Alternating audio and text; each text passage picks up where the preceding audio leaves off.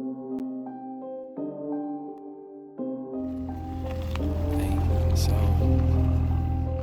Indies, yeah. Ay, so, Indies, ay, yeah. Go and try your luck, test me in again, we let it rain. Please don't start us up, got that black and white, that yin and yang. Mr. Officer, please don't search us, we don't got a thing. Tell her park it up, then that ass be poking out them jeans. I've been sparking up, like the fireworks, I keep the flame. Heard you barking up, this the wrong tree, I got the strings. Yeah, I'm charging up, they can't keep up, got them looking drained. Now they walking up, trying to put the face to the name. Pull up and and I'm swerving. If a nigga try to holler, she gon' curve him. We came from under rugs like a Persian. We been staying in our lane, ain't no merging. Hey guys, it's Caleb from Rokblokz. Today up on the lift we have an Audi B9 S4, and we're going to show you how to install our splash guards and mud flaps. The install for both kits is the same.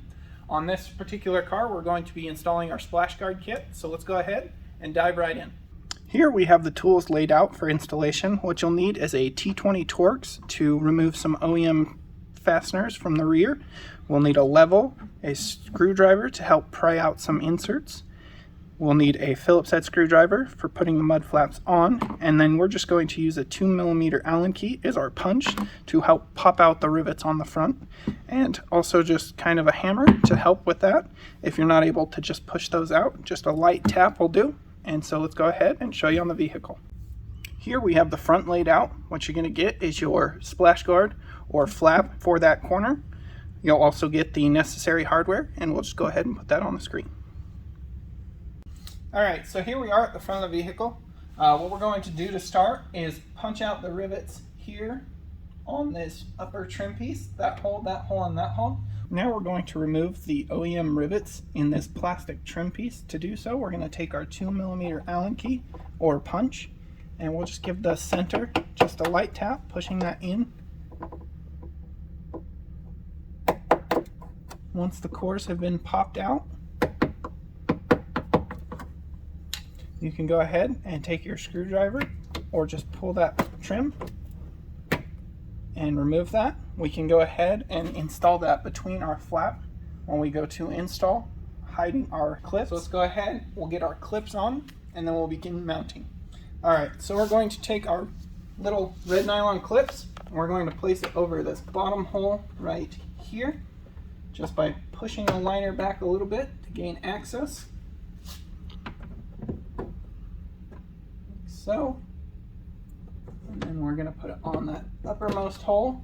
The hole under the top one right here, there is a pin on that trim piece that will go in there, so be sure that you're on the upper hole. Now with those in place, we're going to grab our flap and our screws.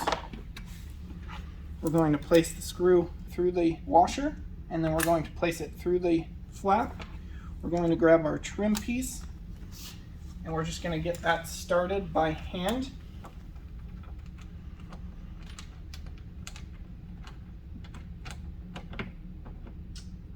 Slide that in place, and we'll repeat the same steps for the next two holes.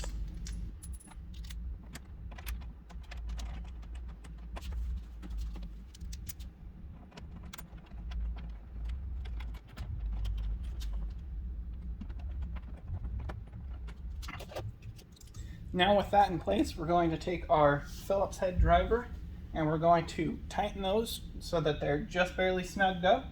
We'll make our final adjustments to the flap or splash guard, and then we'll lock it down.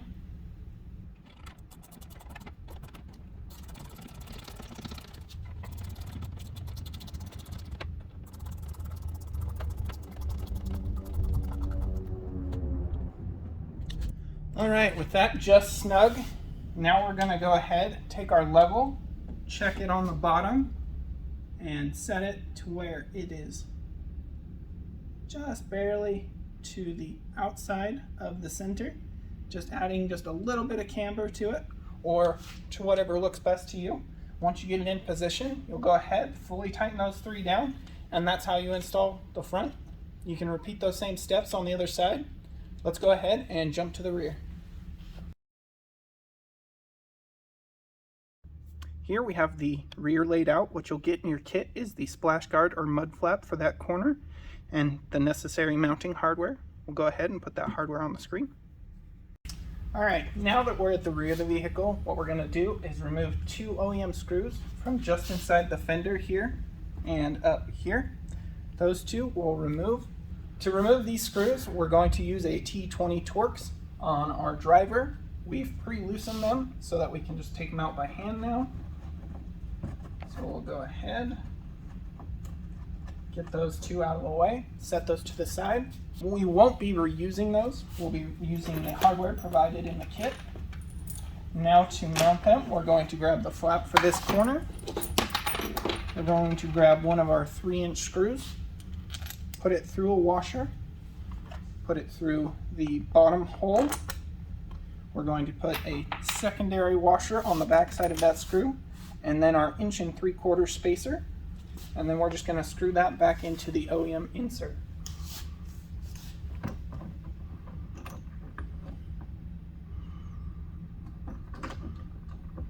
Line it up. We'll get it started by hand, and we're going to repeat those same steps for the upper mounting hole as well.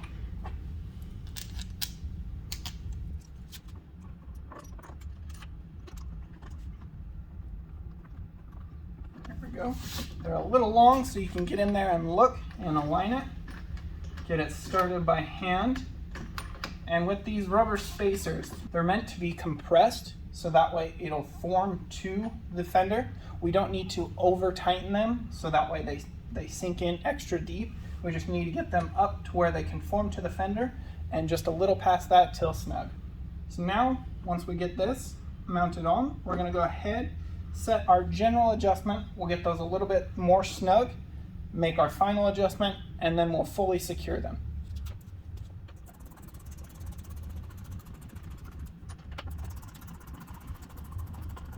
All right, now that we've got those just snug, we're going to take our level, check it, also set the alignment by eye to where we're happy with it. Just by sliding the screws in the slots.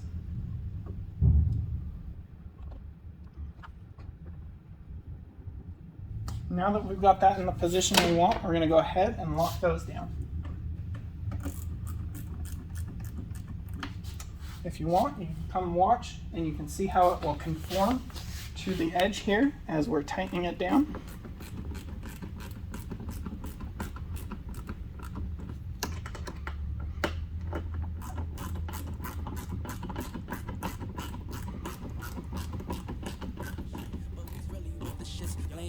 Niggas always gonna be reaching for they hit. Smoke a nigga like a clip. They can never catch me slipping. Every time your girl around, she be watch the way I'm dripping. Try your luck, test me in again. We let it bang. Don't start us up. The black and white, they gang. Like so, and then just a couple more turns past that. Flap is nice and secure now. And you can repeat those same steps for the other side, and that's how you install the rear. Thanks for watching. I'm in flex mode with the best though. That's a